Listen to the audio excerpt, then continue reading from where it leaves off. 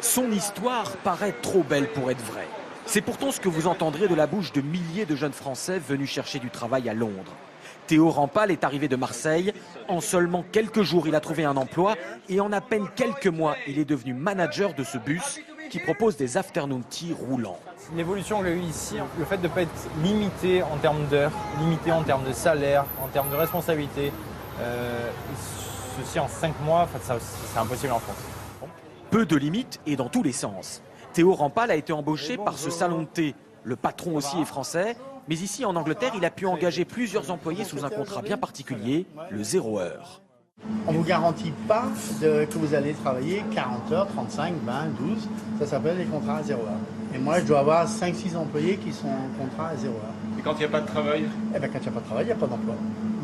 Très concrètement, pour trouver un emploi au 0 heure, il suffit de signer ce contrat. Il est tout à fait légal, il est tout à fait officiel et il a le mérite de ne pas vous prendre en traître. Dès le préambule, il est explicitement mentionné que l'entreprise n'a aucune obligation de vous fournir du travail. Un contrat impensable dans le droit français. Le salarié est on-call, le patron n'appelle que quand il a besoin de vous. Un travail à la carte qui n'offre ni jour de congé maladie, ni de congé maternité ou paternité. Par définition, aucun préavis de licenciement. Des congés payés, oui, mais uniquement au prorata des heures effectuées. Et parfois une clause d'exclusivité qui, quel que soit le nombre d'heures, vous lie à un unique employeur. Mais pour le patron, c'est ce type de contrat ultra flexible qui lui a permis d'innover, comme avec le lancement de ces bus salon de thé. On prend un risque, on embauche du personnel, des chauffeurs et autres.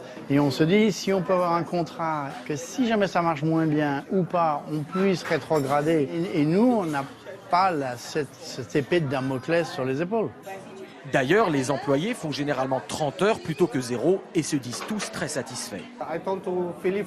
Moi, dès le début, j'ai dit à Philippe, je veux 2 jours libres par semaine, le lundi et mardi, car je suis des cours à côté.